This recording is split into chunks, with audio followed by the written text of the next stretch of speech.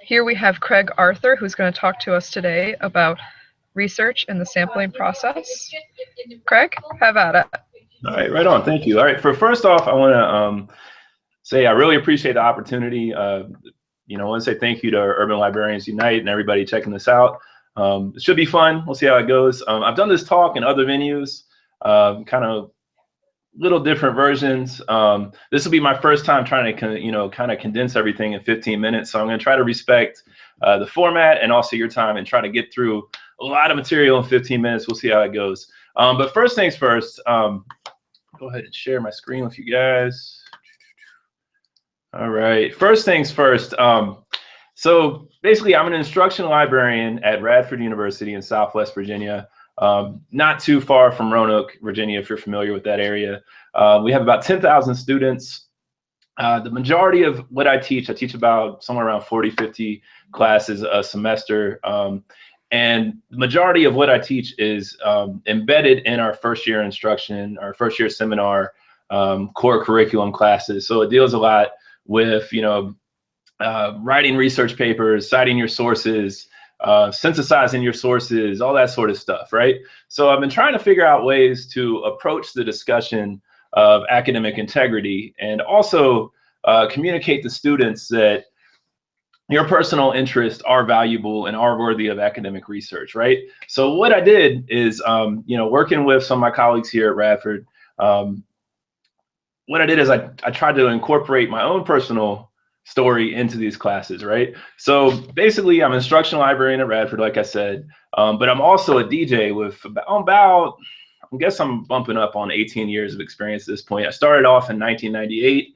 I DJ'd kind of my way through school, continued doing it after I left college. I did a college radio show in college, just started doing one again about a year ago with a friend and collaborator, Dr. Anthony Kwame Harrison at Virginia Tech. We do a weekly radio show now, and I also DJ a lot on both on-campus, off-campus private events, that sort of thing. And it's actually kind of what led me to librarianship. And so, at the end of my undergraduate experience, I had an independent study with Dr. Harrison, and he kind of, hit me to the fact that librarians really are archivists, DJs really are archivists, really are librarians, right? And allowed me to do an independent study where I went out and I looked at 10 years of Billboard magazine, and we traced how hip hop or rap music was received in the music industry before it was, commercially successful, afterwards, and that sort of thing. And it really was my first exposure to really deep primary source sort of research, right? And that really opened my eyes to librarianship and how much I enjoyed the research process, essentially. But it also allowed me to view what I was already doing as a DJ, tracking down samples, that sort of thing, as research as well. All right, so just a little bit of background. So hip hop is the first sample-based genre, right? So we've got a mural by the task crew of DJ Kool Herc. DJ Kool Herc used to have these block parties in the South Bronx in early 1970, 73, that era, all the way through. And what he would do is he would take two copies of the same record and extend what was known as the break, usually open drums, like a drum break, or the part that everybody liked to dance to. He would take one copy, play that, then he would drop it on beat with the other copy and just loop it continuously, right? So that's unique because before that, there was— Excuse me, Craig? What's up? Hi, could you go to do me a favor and go to presentation, and you could do full screen on that. Okay, let's see. Let's see, slideshow. So from current slide. Yeah, there we go. All right, cool. Thank you. Right. I'll butt out now. Okay. So there was other music before hip hop that used samples and that sort of thing, but hip hop's unique in that before there was even digital samplers available, those wouldn't come down the line. They wouldn't be widely available till the early 80s. Excuse me, Craig? What's up? Are you full screen? Yeah, I think so. Can you see it? Okay. What? Not necessarily. You know what? I'm just gonna let you do it. Cool. Right, I'm just gonna shut up. Right on. Can you see that? Does that work? I don't necessarily, but it's okay. Okay. Do your thing. All right. Well, hopefully you can see the slides though, right? Yep. All right. Well, as long as we can see the slides, we'll get through it. But yeah, so like I was saying, there was other genres that used, or other, I guess, movements you could say that use samples, but and loops and that sort of thing. But hip hop's unique, and it's that even before digital samplers, they're already figuring out ways. Hip hop DJs were already figuring out ways to incorporate other material and make it their own, right? All right. So when we talk about the differences between the academic research process and I guess you could say sampling convention or hip hop music production convention, there are some, right? So I just want to play this song for you real quick. This is a classic Pete Rock and CL Smooth song that kind of breaks down the hip hop ethos when it comes to sampling, right? Let's play this real quick.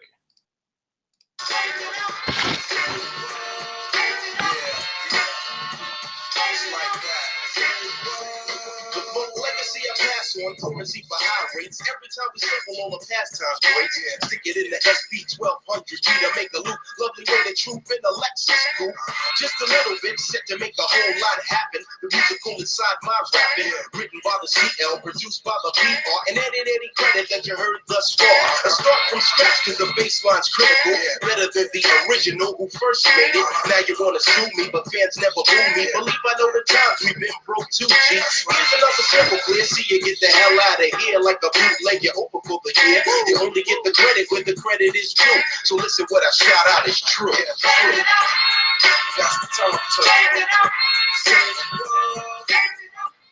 All right, so you can see Pete Rock. That's the gentleman on our right, flipping through the records. And CL Smooth is talking about how they incorporate other folks' music into their work. And they give the credit when the credit is due, right? So what they do is they take the original source material and they put their own spin on it, put it in the SP 1200, that's the drum machine sampler, and make something new and unique out of it. And then when that happens, that's where the clearancy for high rates, they're talking about sample clearance. They give money, they pay a fee to the folks that own the rights to the music. Now, a lot of times that's not the original artist, but that's another discussion. But hip hop convention is you sample and you typically have to pay sample clearance to the folks that own the rights to the music. And that's how you kind of cite your sources, right? All right, so a more kind of current example of where I guess you could say this convention went a little bit left, went a little bit wrong, is back in, let's see, I think it was back in 2010, right? Mac Miller, he is a rapper from Pittsburgh. He was born in 1992, and he released this mixtape called the Kids Mixtape. Kicking Incredibly Dope Shit was the name of it, right? And what he did is he took this song by Lord Finesse. Lord Finesse is, was born in 1970. He was a part of this seminal New York rap crew called Digging in the Crates. Digging in the Crates is a reference to digging for records, finding records to sample and flip, right, and make something new.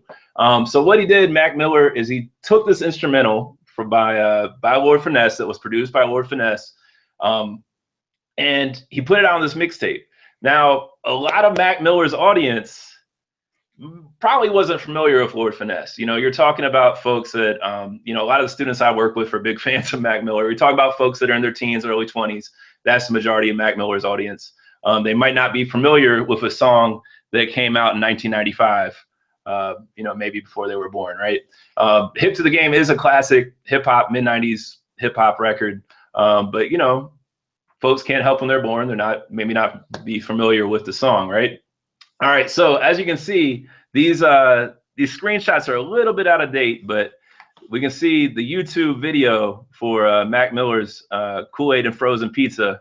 The song that used the instrumental produced by Lord Finesse has 32 million almost views, whereas Lord Finesse's video that was posted maybe a little bit later, the original video from 1995, has only about 400,000 views. So what happened is, Lord Finesse saw Mac Miller monetizing his creative work and being, basically building a career off this instrumental. This was kind of Kool-Aid and Frozen Pizza was kind of Mac Miller's first hit.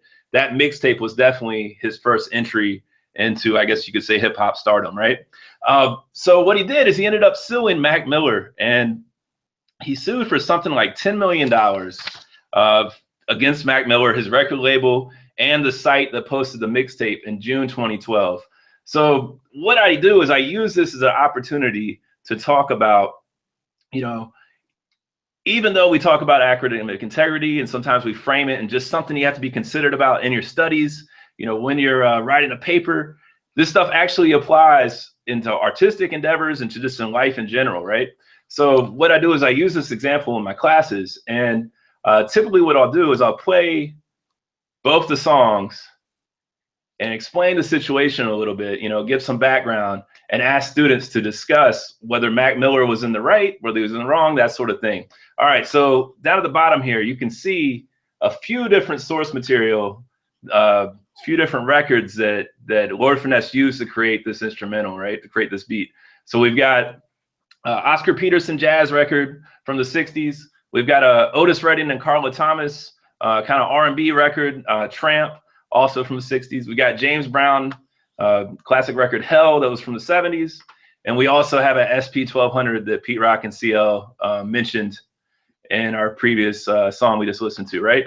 So, all right, we're going to skip ahead and we're going to listen to the original source material, or I guess you could say the original production by Lord Finesse. And then we're also going to listen to Mac Miller just to kind of do an A and B comparison.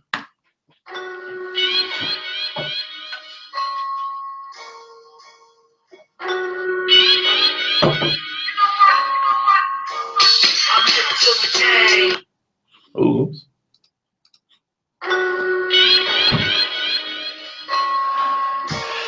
Let's try that again real quick. I'm sorry.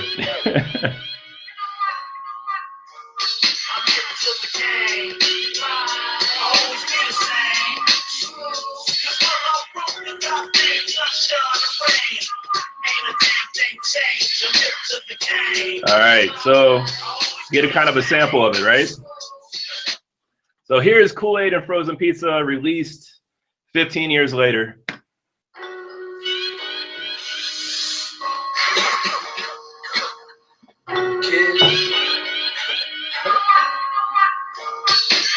Hey, Kool-Aid and Frozen Pizza, this the work of art, I ain't got Mona Lisa. Dream of rockin' crown, see me filling up arenas, and squeeze got me laughing like a damn hyena.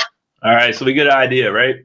So basically, Mac Miller took that instrumental and put his own original lyrics over it.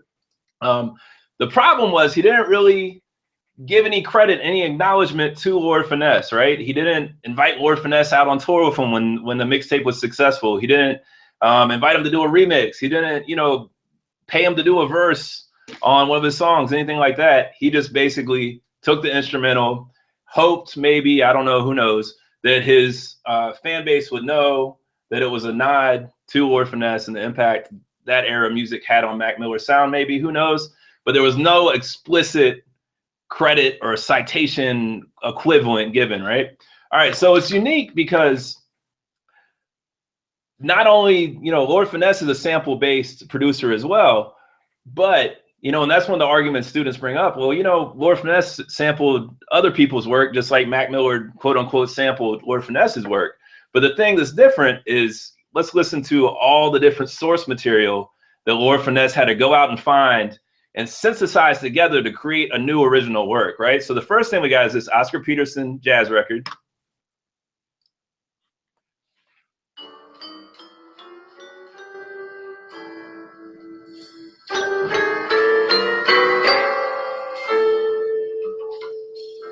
All right, so he took those first little hits, right? All right, then we also have the drums. This is Detroit Emeralds. This was a R&B group from the 70s.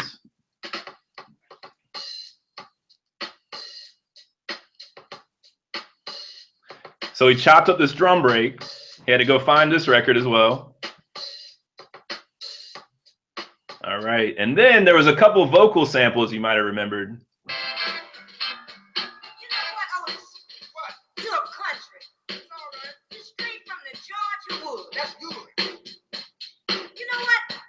Is that You Know What? That's Carla Thomas from Tramp.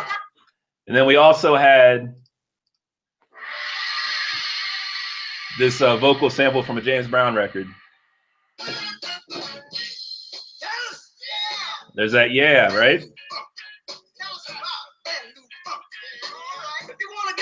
So basically, Lord Finesse went out and found, you know, somewhere around 4 to 6, half a dozen something records, and created his own original work with it. Whereas Mac Miller went and he took the instrumental and put his own new lyrics over it, right? All right, so this is a refresher.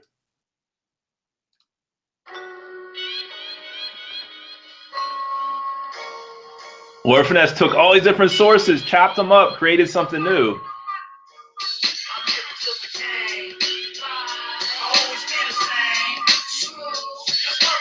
Whereas Mac Miller took the original or the created beat that Lord Finesse created using his drum machine and all those different records and the knowledge base to know, you know, where to find these records, how to put them together, that sort of thing, and just put his original verses over it.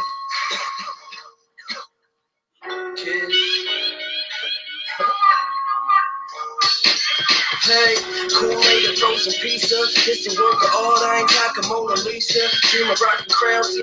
So in practice, you know, how I use this in my classes, I use this as a way to discuss academic integrity, artistic integrity, but I also use it as ways to discuss, you know, the power of paraphrasing and using another person's work, putting your own spin on it, and also taking different sources from all different eras, different types of sources, primary sources, secondary sources, popular sources, scholarly sources, whatever, and throw them together and create a really good, high quality research paper, right? It's also really good for discussing issues of authority. So, I mean, you can make the argument that Mac Miller was using the authenticity or the bona fides of that sort of sound, that mid-90s quintessential New York hip hop sound to, I guess, kind of catapult his career, right? Because a lot of modern hip hop production doesn't sound like that anymore. And then finally, we also use it as a way to discuss mining citations, right? So how I got into librarianship, I guess, was I didn't even realize it, but trying to track down loops and samples in the music that I was listening to really introduced me to, I guess you could say, archival research, right? So that's another way that we can kind of parlay this into our classes and discuss it with our students. So that's basically all I got. If you have any questions, if you want to provide any feedback, that sort of thing, here's my email address. It's carthur10@radford.edu. And also I have some suggested reading, a couple different things to check out. If you're talking about hip hop and identity, these are some good readings. Kwame Harrison, Trisha Rose, then we also have some suggested readings regarding the hip hop aesthetics. You can check those out. And finally, a couple other things, more suggested readings on hip hop research skills and academic integrity. And lastly, the last hip hop research skills and academic integrity suggested reading. So thanks again for the opportunity. This is a lot of fun. I hope I made the time limit, but yeah, if you do have any questions, please let me know. carthur10@radford.edu. Thanks. All right, you did great, Craig. That was Craig Arthur. Oh my God, I love that. That was great. All right, so I'm gonna hit stop now, okay? All right, cool. Thank you.